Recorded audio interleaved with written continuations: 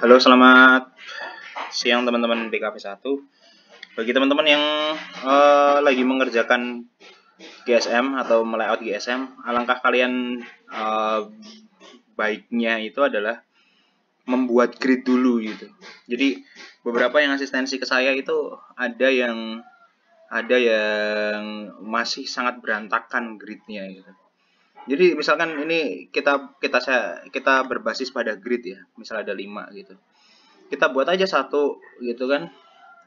Kalau di AI ya, ini di AI, nanti bagi yang di ide bisa di yang lain, maksudnya InDesign itu bisa langsung di awal, tapi kalau di AI kita harus buat rectangle dulu pakai rectangle tool ini. Kemudian kita pilih objeknya, kita pilih rectangle-nya, kemudian di object, kemudian path, kemudian kita split into grid gitu. Saya ulangi lagi, dipilih dulu objeknya, rectangle-nya, kemudian pilih path, pilih objek, pilih path, kemudian split into grid. Kenapa saya menyarankan menggunakan grid? Jadi kalau menggunakan grid ini akan lebih enak kayak gini nih, lihat. Tuh. Jadi mau berapa? Mau 4 atau 5? Nggak usah pakai gutter dulu.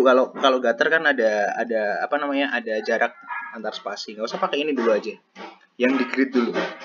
Misal gridnya mau menggunakan 5 kali 4 itu boleh. Atau mau lebih rigid lagi, 5 kali 6 boleh. Atau 7 kali 5 boleh. Tujuannya untuk apa? Tujuannya untuk merapikan posisinya. Jadi misalkan di bagian teks akan ada teks sendiri, bagian gambar ada gambar sendiri. Ketika sudah selesai, kita klik OK. Nah, ini cara gampangnya. Ini grid. Tinggal ini kita lock. Jadi di grup, kemudian dijadiin atau di copy ke sebelah-sebelahnya. Nah, grid ini akan mempermudah teman-teman untuk bisa menempatkan mana elemen estetis, mana elemen yang lain. Jadi misalkan udah kebentuk gini ya, nanti tolong dirapikan sendiri. Nanti bisa dihapus gitu. Misal di bagian ini teks, misalkan. Nah, ini teks, dikasih warna hijau misalkan. Ini teks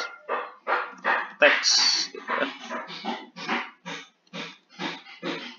Kemudian teman-teman bisa ngatur teksnya. Pastikan teks itu sesuai ya. Jadi teks itu akan terbagi menjadi beberapa. Ada headline, kemudian ada sub headline, kemudian ada body. Minimal pakai ini aja dulu. Sebenarnya ada banyak banget itunya, istilahnya. Body copy namanya. Jadi konsisten lah. Bila dia headline mau berapa PT, misalkan dia 18 PT. Kemudian sub headline mau 14 PT. Kemudian body copy 12 PT. Udah, mau menggunakan apapun karakternya atau menggunakan apapun font type-nya. Jadi saya tidak akan permasalahkan kalian menggunakan font type apa. Jadi misalkan ini teks, bisa bila headline dia di headline. Nah, kemudian di bagian kanannya ini bisa gambar gitu. Misalkan kayak gini. Ini boleh.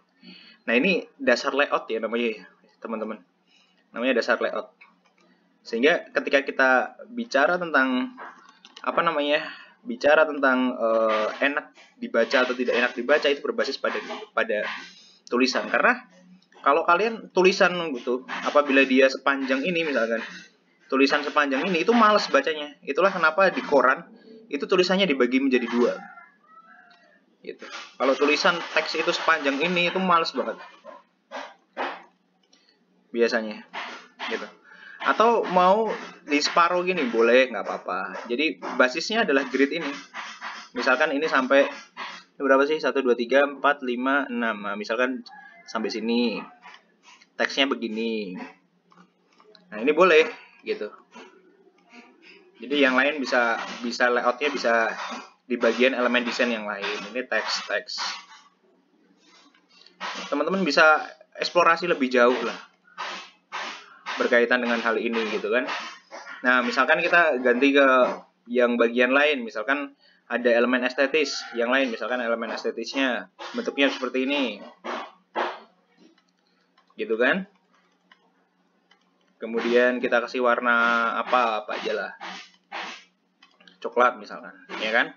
Elemen esensinya itu ada pada grid yang seperti ini, ada grid yang di sini.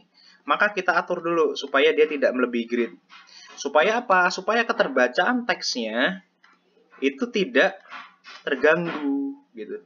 Misalkan ada gambar gitu menggunakan ini. Boleh, Pak, gimana kalau mau mau di fullin gitu? Maksudnya mau di fullin semua satu gambar untuk satu halaman, ya nggak masalah selama konsepnya sesuai. Maka konsep layout ini ada baiknya itu diatur dulu sehingga tidak tengcelemong gitu, dalam artian tidak terdistraksi hanya karena sesuatu yang lain. Ini contoh ya, jangan dijadiin acuan ya. Kalian bisa kalian bisa mengatur itu karena kalian desainernya. Nah, pun juga gambar juga sama. Misalkan gambarnya mau menggunakan di fullin segini misalkan. Ini pakai grid ya ini. Grid ini bebas kalian mau gunakan berapa. Senyaman kalian. Mau menggunakan konsep Fibonacci juga boleh, mau menggunakan konsep yang lain juga boleh, misalkan gambarnya segini. Maka teksnya juga sama, teksnya juga segini misalkan. Sisanya nih. Nah, gini. Jadi tinggal diisi. Kalau main grid itu tinggal diisi dan teman-teman bisa bereksplorasi lebih gitu. Maksud saya dengan menggunakan grid itu terlihat lebih rapi, lebih tersusun gitu. Dan jangan lupa selalu ada halaman. Halamannya bolak-balik karena kiri kanan kan gitu. Nah, isinya menyesuaikan dengan informasi apa yang ingin kalian tampilkan. Gitu. Misalnya mau gambar semua nggak apa-apa. Mau di sini sebagai ngisi sebagai pemisah antar bab, misalkan gambar semua boleh, nggak apa-apa. Jadi konsep ini kalian bisa gunakan untuk konsistensi. Beberapa yang sudah asistensi ke saya itu konsistensinya sangat sulit ya, karena layout utamanya saja dia tidak memiliki pola. Supaya dapat memiliki pola, caranya seperti ini teman-teman. Jadi ini split into grid namanya. Saya ulangi lagi caranya. Jadi teman-teman tinggal bikin kotak yang sesuai dengan ukurannya.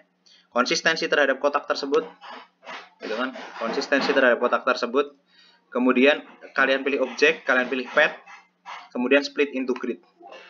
Nah, split into grid itu kalian bisa lihat di situ, tinggal diubah aja. Mau berapa row-nya, mau berapa number-nya. Ini bisa add guideline atau semua bisa di guideline juga. Jadi bisa dihajar. Tinggal nanti kalian main berapa gridnya. Makin banyak itu akan makin pusing. Jadi saran saya sedikit lah tapi konsisten karena itu yang dituju. Konsistennya dari apa? Dari bentuk logonya, kemudian di aplikasi visualnya. Begitu teman-teman, selamat mengerjakan. Itu konsep untuk diselesaikan nanti di UAS dan semoga UAS diberikan nilai yang terbaik. Terima kasih. Selamat pagi, siang, sore, malam teman-teman di Tera.